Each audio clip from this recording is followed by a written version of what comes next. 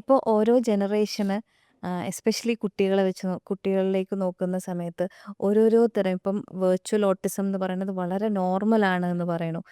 അല്ലെങ്കിൽ ഒരു ടീനേജേഴ്സിലൊക്കെ ആണെങ്കിൽ കണ്ടക്ട് ഡിസോർഡർ തന്നെ ഉം. വളരെ നോർമലാണ്. ഇതിനെക്കുറിച്ച് കുറച്ച് ഡീറ്റെയിൽ ആയിട്ട് പറയാമോ? വെർച്വൽ ഓട്ടിസം ഒരു കൊളോക്കിയൽ വേർഡായിട്ട് ഇപ്പം യെസ്. മാറിയിരിക്കുകയാണ്.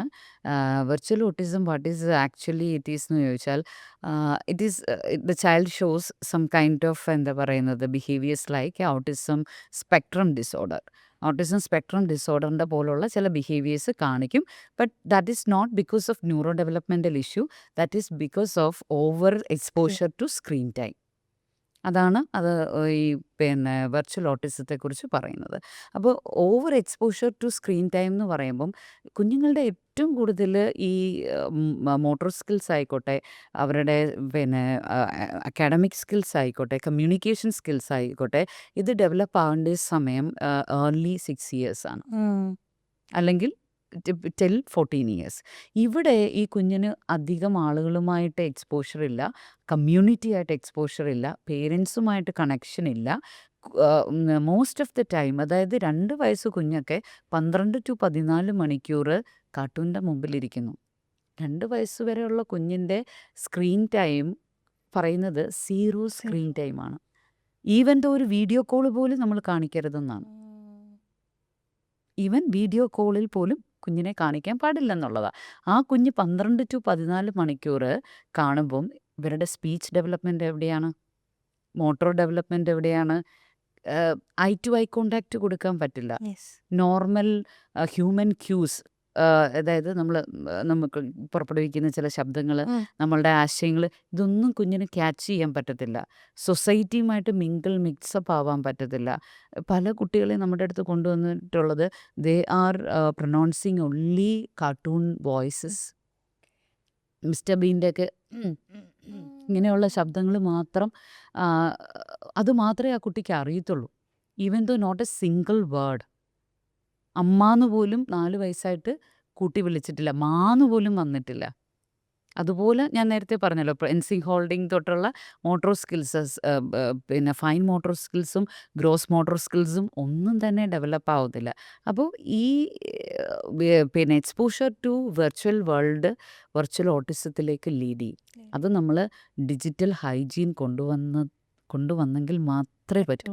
നമ്മുടെ ശരീരത്തിൻ്റെ ശുചീകരണം, എങ്ങനെ നമ്മൾ ബ്രഷ് ചെയ്യുന്നോ, എങ്ങനെ നമ്മൾ കുളിക്കുന്നോ, എല്ലാ വീടുകളിലും അലിഖിതമായിട്ടുള്ള, അല്ലെങ്കിൽ ഞാൻ പറയും നിങ്ങൾ എഴുതി തന്നെ വെച്ചോ, ഡിജിറ്റൽ ഹൈജീൻ വേണം. എത്ര സമയം ഫോൺ ഉപയോഗിക്കാം, എത്ര സമയം എൻ്റെ കുഞ്ഞിന് ഫോൺ കൊടുക്കാം, ഞാൻ എത്ര സമയം ഫോൺ നോക്കാം. ഞാൻ പറയും എല്ലാ വീടുകളിലും ഒരു എന്താ പറയുന്നത് ഗാഡ്ജറ്റ് ഫ്രീ സോൺ വേണം. നമ്മൾ പൂജാമുറികൾ എന്ന് പറയുന്ന പോലെ ഇന്ന് ഏറ്റവും ഇമ്പോർട്ടൻ്റ് ആയിട്ടുള്ളൊരു സ്ഥലമാണ് ബെഡ്റൂമിലേക്ക് അലൗ ചെയ്യരുത്. ബെഡ്റൂം. വേണ്ട, നിങ്ങളൊരു കോമൺ സ്പേസ്, അത് നിങ്ങളുടെ ഏതെങ്കിലും ഒരു സ്ഥലമായിക്കോട്ടെ. പൂജാമുറിയിൽ നമ്മൾ ഭക്ഷണം കൊണ്ട് പോവുമോ? പോയില്ലല്ലോ. ഒരു മെഡിറ്റേഷൻ റൂം, ഇനി പൂജയല്ലാത്തവർക്ക് മെഡിറ്റേഷൻ റൂം, പ്രെയർ റൂം, അല്ല അങ്ങനത്തെ ഒരു സ്ഥലത്തോട്ട് നമ്മൾ ഭക്ഷണം കഴിക്കാൻ കൊണ്ടുപോകുമോ? നമ്മളുടെ വൃത്തിഹീനമായിട്ട് നമ്മൾ പോവുകയോ ഒന്നും ചെയ്യില്ലല്ലോ. ഇതുപോലെ നമ്മുടെ വീടുകളിൽ ഒരു ഗാഡ്ജറ്റ് ഫ്രീ സോൺ വേണം. ഗാഡ്ജറ്റ് ഫ്രീ, അതിന് നിങ്ങൾക്ക് ഒരുപാട് വലിയ പാലസൊന്നും വേണമെന്നില്ല. നിങ്ങൾ ചെറിയ ഫ്ലാറ്റിലായിക്കോട്ടെ, 2 കൗച്ചുള്ളൊരു സ്ഥലം, അവിടെ നിങ്ങൾ ഫാമിലിയായിട്ട് ഒന്നിരുന്നിട്ട് എല്ലാവരുടെയും ഗാഡ്ജറ്റ് കൊണ്ടുവന്ന്, പല വീടുകളിൽ, എല്ലാ വീടുകളിലും ചെയ്യേണ്ട ഒരു കാര്യം, ചില വീടുകളിൽ ഞാൻ കണ്ടിട്ടുണ്ട്. നല്ല കാര്യമാണ്. കൊണ്ടുപോയി അവരുടെ ഗാഡ്ജറ്റ് എല്ലാം ഒരു ബോക്സിലിട്ട് വെക്കും. എന്നിട്ട് ഇരുന്ന് എല്ലാവരും കൂടെ വർത്താനം പറയുന്നു. ആ ആ ഒരു കമ്മ്യൂണിക്കേഷൻ കൊടുക്കുന്ന ഡെവലപ്മെൻറ്റ് വേറെ ഒന്നിനും കൊടുക്കാനായിട്ട് പറ്റത്തില്ല. പക്ഷേ we are totally into the virtual world. നമ്മുടെ കുറ്റമല്ല, നമ്മളെല്ലാവരും അങ്ങനെയാണ്. എന്നാൽ ഈ വെർച്വൽ വേൾഡ് കംപ്ലീറ്റ്ലി മാറ്റി വെച്ചിപ്പോൾ ചോദിച്ചല്ലോ, കണ്ടക്ട് ഡിസോർഡേഴ്സ് കുട്ടികളിലുണ്ടാകുന്നു. അന്ന് പറഞ്ഞിട്ട് എൻ്റെ മോനല്ല എൻ്റെ മോൾക്ക് ഞാൻ ലാപ്ടോപ്പ് കൊടുക്കില്ല, മൊബൈൽ കൊടുക്കില്ല എന്ന് പറഞ്ഞ് അവരെ ഈ ജെൻ ആൽഫാസിനെയും ജെൻ ബീറ്റാസിനെയും ഒന്നും കൊണ്ടുപോകാൻ പറ്റത്തില്ല. They are born into the AI world അല്ലേ?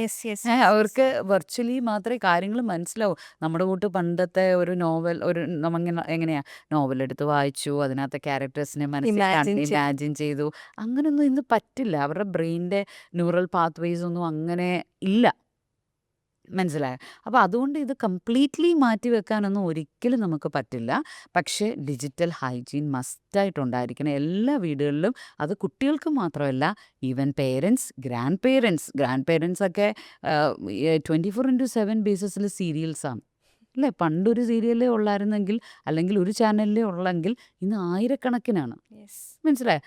ഇത് തന്നെയല്ല, ഈ ചെറിയ കുട്ടികളും പോയി ഇരുന്ന് ഇത് കാണുകയാണ്. അപ്പം അത്തരത്തിലുള്ള റിലേഷൻഷിപ്പുകളെ കുറിച്ചായാലും അവർക്കറിയേണ്ടാത്ത പല കാര്യങ്ങളെക്കുറിച്ചുമാണ് ആ കുട്ടികളുടെ ഈ ക്ലീൻ സ്ലേറ്റ് ആയിട്ടുള്ള ബ്രെയിനിലേക്ക് ഇതെല്ലാം പോകുന്നത് അല്ലേ?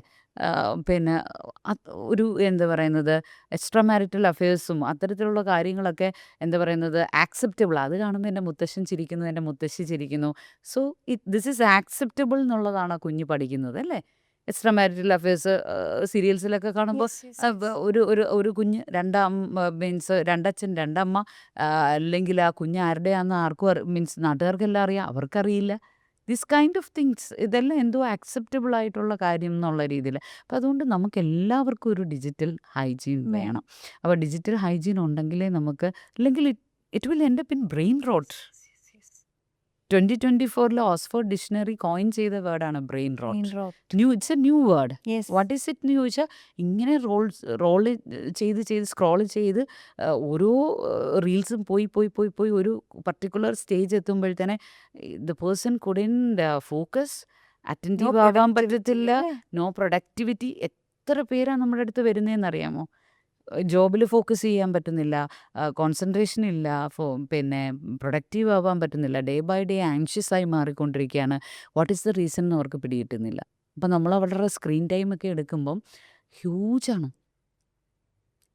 മിനിമം 4 hours നിന്ന് പിന്നെ അങ്ങോട്ട് 12 hours അങ്ങനെ അങ്ങ് പോവുക.